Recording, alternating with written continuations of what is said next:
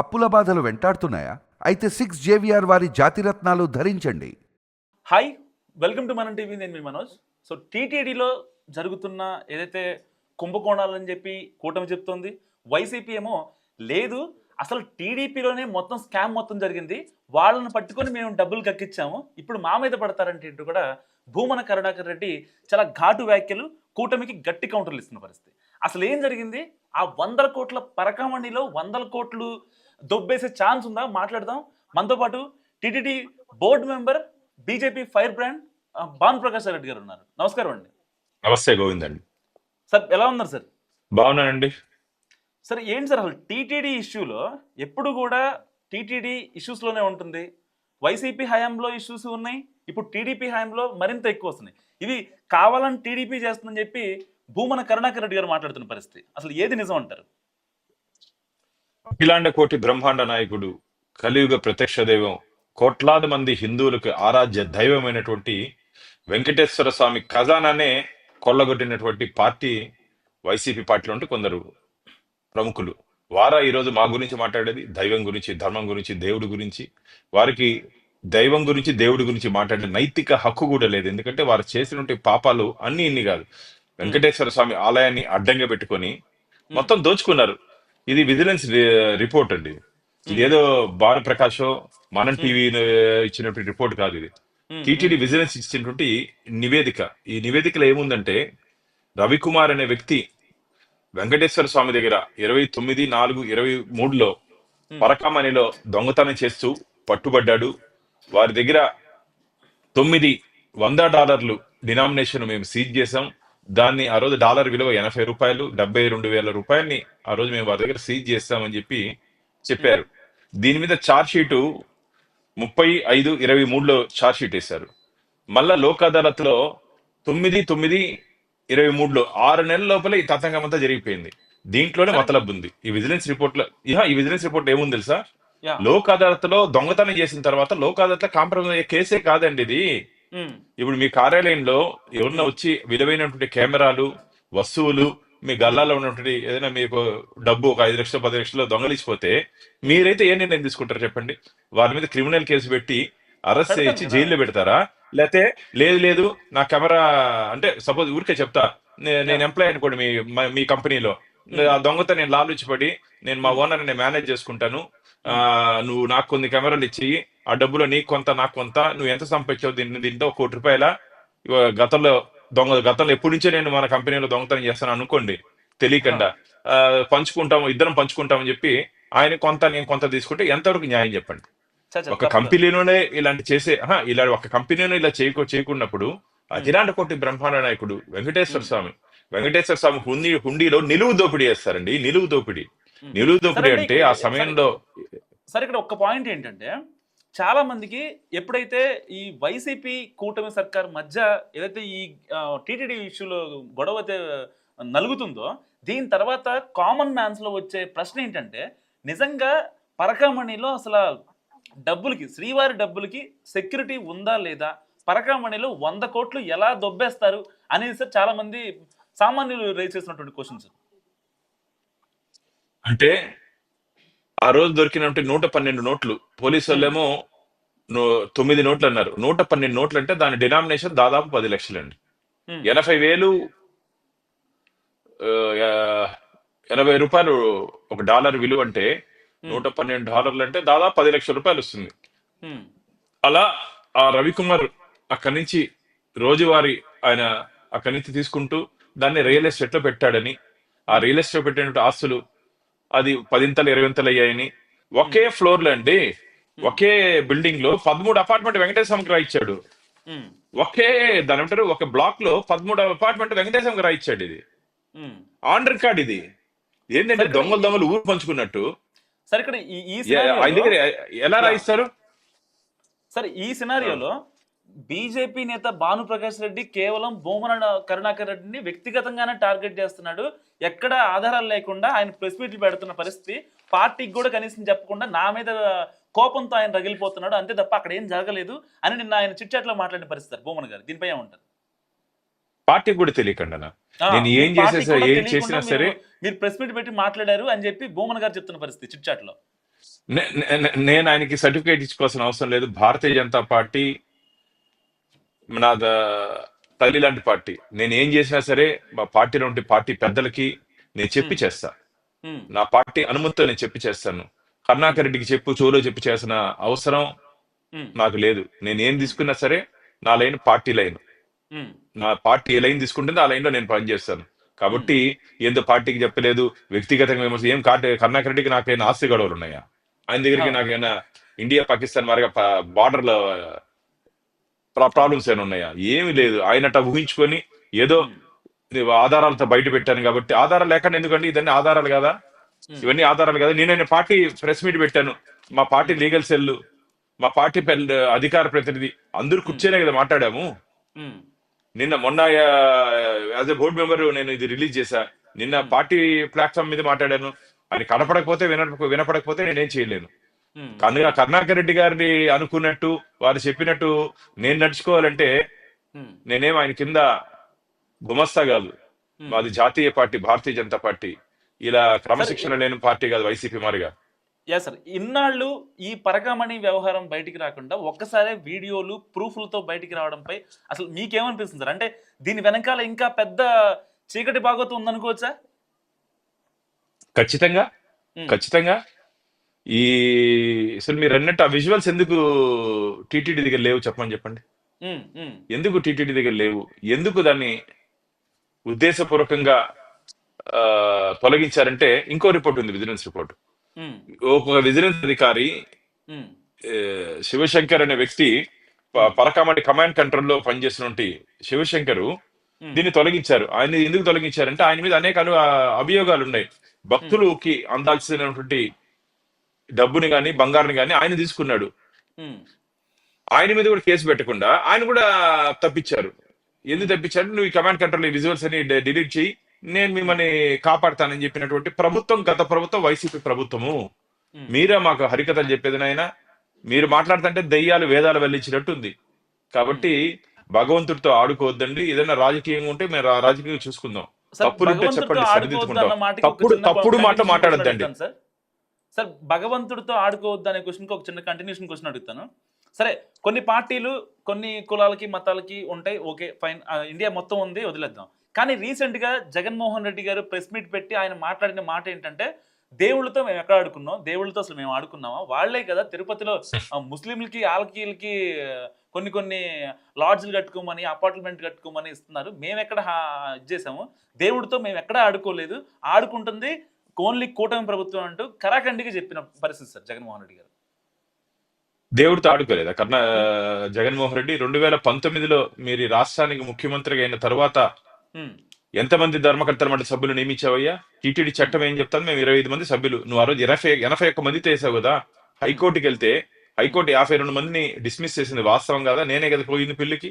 ఉమ్, 2020 అక్టోబర్లో స్వామివారి నిధులు 5,000 కోట్ల రూపాయలు స్వామివారి ఖజానా ఫిక్స్డ్ డిపాజిట్ నుంచి స్టేట్ ఉమ్, బాండ్స్ లో ఇన్వెస్ట్ చేయాలని చెప్పి నిర్ణయం తీసుకున్న బోర్డు నీ ప్రభుత్వంలో కాదా? ఉమ్, టీటీడీ ఇంజనీరింగ్ వర్క్స్ నుంచి 1% నిధులు తిరుపతి మున్సిపల్ కార్పొరేషన్ కి కరుణాకర్ రెడ్డి కుమారుడు ఇక్కడ డిప్యూటీ మేయర్ ఉన్నారు కాబట్టి ఆయన ద్వారా అభివృద్ధి కార్యక్రమాలు చేయాలి. ప్రభుత్వంలో ఖాళీ అయిపోయింది, అప్పులు పాలైపోయిందని చెప్పి 1% నిధులు నువ్వు టీటీడీకి బదలాయించి ఒత్తిడి వచ్చిన కారణంగా భారతీయ జనతా పార్టీ మఠాధిపతులు పీఠాధిపతులు ఒత్తిడి చేసిన కారణంగా కరికాల ఉమ్, వల్లవని అప్పుడు ప్రిన్సిపల్ సెక్రటరీ ఆ జీవోని రద్దు చేయడం వాస్తవం కదా? ఆ జీవో రద్దయిన తర్వాత నీ కొడుకు ఎన్నికల ముందున్నాయని చెప్పి 100 కోట్ల రూపాయలు తిరుపతి శానిటేషన్ కోసం టీటీడీ నిధులు బదలాయిస్తే నేను హైకోర్టుకి వెళ్ళింది, హైకోర్టులో దాంట్లో నిలుపుదల చేసింది వాస్తవం కాదా? ఇవన్నీ హిందువులైతే చేస్తారా? నీకు ధైర్యము దమ్ము ఉండి ఉంటే వర్క్ బోర్డ్ ఆస్తుల నుంచి, క్రిస్టియన్ మిషన్ ఆస్తుల నుంచి కానీ ఒక పైసా తీసుకొని వచ్చి ప్రభుత్వ కార్యక్రమాలు ఖర్చు పెట్టే ధైర్యం దమ్ము జగన్మోహన్ రెడ్డికి కరుణాకర్ రెడ్డికి ఉందా అని చెప్పి నేను మనం టీవీ ద్వారా వాళ్ళని నిలదీస్తున్నా. ఆ దమ్ము లేనప్పుడు మీ చూపు ధైర్యం లేనప్పుడు వెంకటేశ్వర స్వామి ఖజానా మీద చూపు ఎందుకయ్యా మీకు? ఆ ఖజానాను కొల్లగొట్టారు వీళ్ళు. భానుప్రకాష్ రెడ్డి గారు, ఒక హిందూ వ్యతిరేక ప్రభుత్వం అది. ఒకవేళ వైసీపీ విషయంలో ఇక్కడ టీటీడీలో జరిగిన అవకతవకలు కావచ్చు, ఏవైతే ఒక ఒక రప్చర్ క్రియేట్ అయిందో టీటీడీలో, సో దాన్ని సాల్వ్ చేయడానికి కూటమి సర్కార్ నుంచి ఒకవేళ మీరే భానుప్రకాష్ రెడ్డి గారు మీరే హైకోర్టుకి వెళ్ళారు, సో కొన్ని కేసులు వేశారు, సో మీ దాని దగ్గరుండి మానిటర్ చేస్తున్నారు. ఒకవేళ రేపు మీకు కనుక ఛార్జ్ ఇచ్చి మీరే అసలు ఫైనల్ రిపోర్ట్ గవర్నమెంట్కి ఇవ్వండి అంటే పార్టీ తరపున మీరు ఇచ్చే ఛాన్స్ ఉందంటారా? ఖచ్చితంగా ఇస్తాను. ఉమ్, ఖచ్చితంగా ఇస్తాను. ఆ అవకాశం వస్తే నా దగ్గర ఆధారాలన్నీ, ఇప్పుడు ఇవన్నీ ఆధారమే కాబట్టి ఇవన్నీ కోర్టు ద్వారా కదా చేస్తున్నాను. యా ఇవన్నీ అందుకేనా. న్యాయస్థానాల ద్వారా చేస్తున్నాను కదా. ఉమ్, మనకంటే మన రాజ్యాంగంలో కొన్ని పద్ధతులు ఉన్నాయి. కోర్టులు, పోలీస్ స్టేషన్లు, జైళ్లు, బెయిళ్లు. ఉమ్, ఇలా చెట్టు కింద పంచాయతీ మారిగా కర్ణాకర్ రెడ్డి పంచాయతీ చేస్తాను ఉమ్, జరగాల్సిన పరిస్థితి కాదండి. మన ప్రజాస్వామ్యంలో ఉన్నాం, రాచరిక రాజ్యంలో లేవు. ఉమ్, రాచరిక రాజ్యాంగంలో అయితే రాజు చెప్పిందే జరగాల. ఇక్కడ ఉమ్, అలా కాదు, ప్రజాస్వామ్యంలో ఉన్నాం. మీ ఇష్టానుసారంగా నడుచుకుంటామంటే కుదరదండి. అందుకనే చెప్పాను నేను, గతంలో 5 సంవత్సరాలు ఆంధ్రప్రదేశ్ లో ఐపీసీ సెక్షన్లు పనిచేయలేదు, కేవలం వైసీపీ సెక్షన్లు మాత్రమే పనిచేశాయి. ఇండియన్ ఉమ్, పోలీస్ సర్వీస్ ని ఇండియన్ ఉమ్, పొలిటికల్ సర్వీస్ గా మార్చుకున్నారు వీడు. ఇండియన్ పోలీస్ ఉమ్, సర్వీస్ ని ఇండియన్ పొలిటికల్ సర్వీస్ గా మార్చుకున్నారు. ఇండియన్ ఉమ్, అడ్మినిస్ట్రేటివ్ సర్వీస్ ని అధికార పార్టీ సర్వీస్ గా మార్చుకున్నారు వీళ్ళు. వీర మా గురించి మాట్లాడేది. ఉమ్, ఉమ్, ఉమ్. కాబట్టి మేమన్నీ శ్రీవారి భక్తుల కోసం, స్వామివారి పవిత్రత కోసం మేము మాట్లాడుతున్నామే తప్ప ఏదో కరుణాకర్ రెడ్డికి నాకు వ్యక్తిగత రచ్చలు కానీ ఆస్తి తగాదాలు కానీ ఏమి లేవండి. ఆయన చేసిన తప్పుని నేను శ్రీవారి భక్తుల ముందు, ప్రజల ముందు పెడుతున్నాను అంతే. ఉమ్. సరే అంటే ఇప్పుడు ఒక రకంగా తిరుపతికి ఉన్న చరిత్ర చాలా పెద్దది, అసలు ప్రపంచవ్యాప్తంగా అదొక డివోషనల్ ప్లేస్. సో ఇలాంటి తిరుపతిని ఇంకా ఇష్యూస్లో పెట్టి అక్కడ పరకామణిలో జరిగిందనో, లేకపోతే రేపొద్దున ఇంకోటి జరిగిందనో, వైసీపీ హయాంలో జరిగినాయనో, అంటే దీని దానికి ఉన్న ప్రాముఖ్యతను తగ్గించడం జరుగుతుంది తప్ప ఎక్కడ కూడా పెంచడం అనేది జరగట్లేదని కొంతమంది సామాన్యులు వినిపించకూడదు సార్. దీనికి ఒక బోర్డు మెంబర్గా మీరేం చెప్తారంటారు? అసలు ఏం చేస్తే బాగుంటుంది అంటారు? శ్రీకృష్ణదేవరాయల గారి సమయంలో ఉమ్, వారు 7 పర్యాలు తిరుమల పర్యటనకు వచ్చిన సందర్భంలో ఉమ్, విలువైనటువంటి వజ్ర వైడూర్యాలు స్వామివారికి సమర్పించే సందర్భాలు ఉన్నాయి. అవన్నీ తిరువారబరణాల రిజిస్టర్లు ఎప్పుడెప్పుడు ఏమేం చేస్తారో అన్ని వివరాలు మా దగ్గర ఉన్నాయి. ఉమ్, ఆ ఉమ్, సమయంలో 1517లో అనుకుంటా, లేకపోతే అటు ఇటు వారి కృష్ణదేవరాయల గారి సమయంలో ఉమ్, కొందరు తిరుమలలో ఉన్నటువంటి కొందరు అర్చకులు స్వామివారి నగలు దొంగలిస్తే వారికి ఆ, క్యాపిటల్ పనిష్మెంట్ వేశారండి. ఉమ్, అంటే ఉరిశిక్ష వేశారు. ఇది ఉమ్, చరిత్ర చెప్తా ఉంది.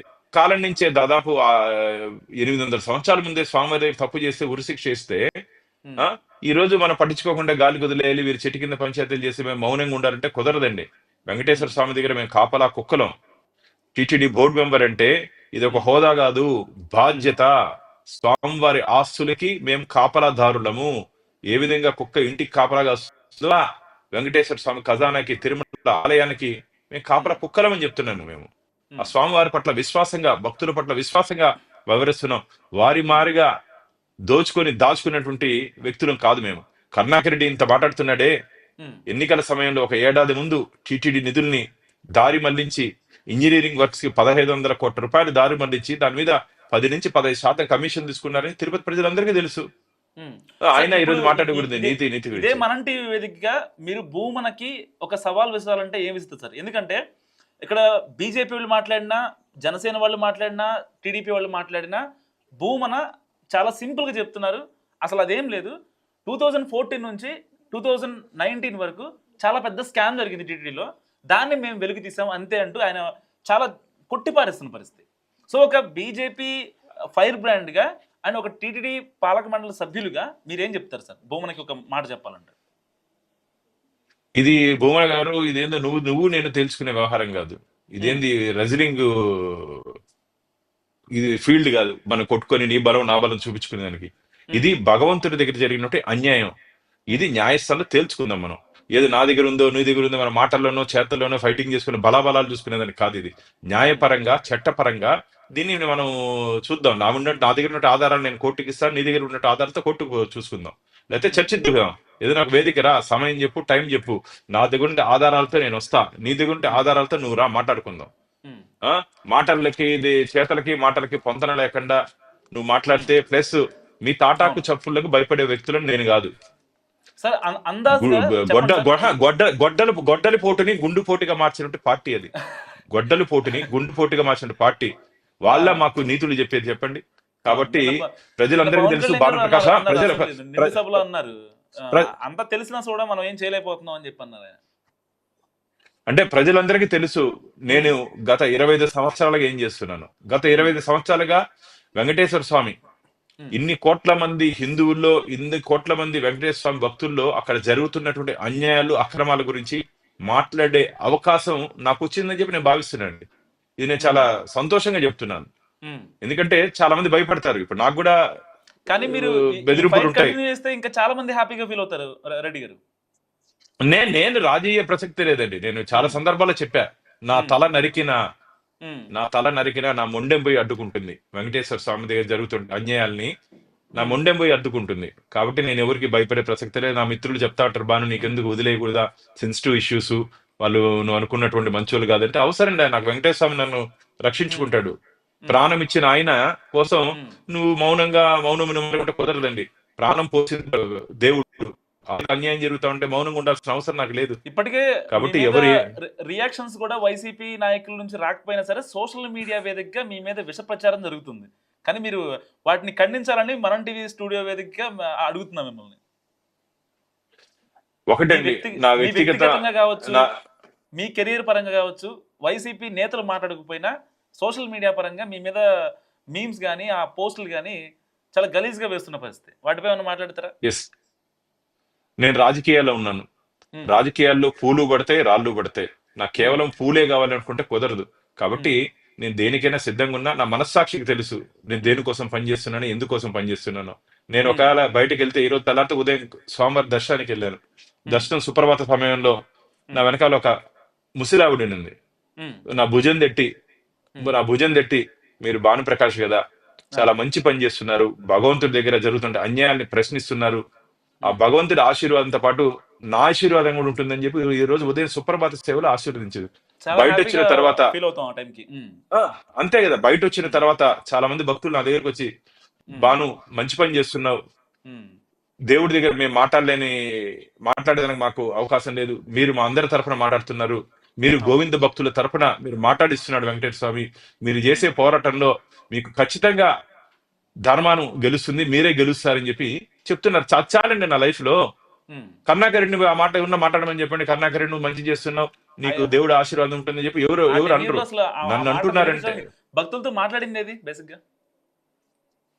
ఈరోజు ఉదయం జరిగిందండి భక్తులతో. ఈరోజు ఆశీర్వాదం అయితే నాకు, అంటే ఎక్కడ పోయినా, ఎయిర్పోర్ట్ లో గడిపినా, ఉమ్. స్టేషన్ లో ఎక్కడ పోయినా సరే, నన్ను ఉన్న 10 మంది కలిసి 2-3 వచ్చి ఖచ్చితంగా ఉమ్. మళ్ళీ అక్కడి నుంచి నేను మా పెద్దలు వస్తే రైల్వే స్టేషన్ లో ఉదయం వందే భారత్ కి డ్రాప్ ఉమ్. చేసానికి వెళ్తే, రైల్వే ఉమ్. స్టేషన్ లో కూడా అక్కడ ఉంటే కొంతమంది వచ్చి దగ్గర వచ్చి అభినందిస్తున్నారు.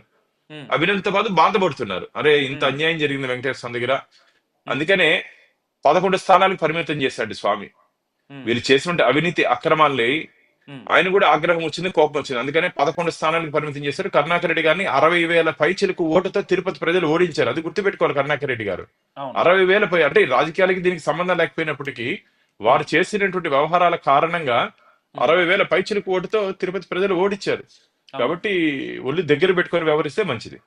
యా సార్, ఫైనల్ గా ఒక క్వశ్చన్ ఆన్సర్ చెప్పండి. అందాజ్గా టీటీడీలో ఎన్ని కోట్ల రూపాయల స్కామ్ జరిగిందని మీకున్న అంచనా? అంటే ప్రూవెన్ ఫ్యాక్ట్ అంటే కాకపోయినా అవునా, అసలు అందాజ్గా ఎన్ని ఉంటుంది? దాదాపు ఈ పరకామంలో ఈజీగా 100 కోట్లు ఉంటుందండి. ఉమ్. ఎందుకంటే కరుణాకర్ రెడ్డి గారి 40 కోట్ల ఆస్తిని మేము రాసుకున్నాము, మేము ఉమ్. కాబట్టి రాయించుకోగలిగినామన్నారు. మిగతా సార్ రవికుమార్ దగ్గర దీంట్లో ఉంటే ఆస్తులు రికవరీ చెన్నైలో కానీ, దీంట్లో రికవరీ జరిగిందన్నమాట, వాస్తవమా కాదా సార్ అసలు? రికవరీ ఇదే కదండి. ఆస్తులు వెంకటేశ్వర స్వామి మీద రాయించుకుంటే రికవరీ ఎట్టంటారు దీన్ని? అక్రమంగా అదే చెట్టు కదా. కింద పంచాయతీ అంటాను, ఉమ్. చెట్టు కింద పంచాయతీ అంటాను. అసలు ఉమ్. ఆ సెక్షన్ల కింద కోర్టులో కాంప్రమైజ్ అయ్యే అవకాశమే లేదంటున్నారు న్యాయ నిపుణులు. మీరు ఏమన్నా ఉమ్. ఉమ్. ఎక్స్పర్ట్స్ తో మాట్లాడండి, ఆ ఉమ్. మంచి అడ్వకేట్స్ మాట్లాడండి. ఇలాంటి కేసు కోర్టులో లాకోదత్తలో రాజీ అయ్యే ప్రసక్తే లేదంటున్నారు. ఈవెన్ ఉమ్. రాష్ట్ర ముఖ్యమంత్రికి కూడా లేదండి. బోర్డుకు గానీ రాష్ట్ర ముఖ్యమంత్రికి గానీ ఇలాంటి ఉమ్. దొంగతనం చేసిన తర్వాత కొండ మీద దేవాలయంలో మీరు ఆస్తులు, వాడు తప్పు చేసినాడు, రాత్రిలో నాకు దేవుడు కనపడ్డాడు, నేను మారిపోయిన మనిషి అంటే ఆస్తులు రాసుకునే సందర్భాలు ఇప్పటివరకు ఎక్కడ ఉన్నాయో చెప్పమని చెయ్యి. లేదు. నేను అందుకనే శ్రీకృష్ణదేవరాయల టైం కోర్టు చేశా. ఆ, ఆ కాలంలోనే మరణశిక్ష విధించారు. అవును.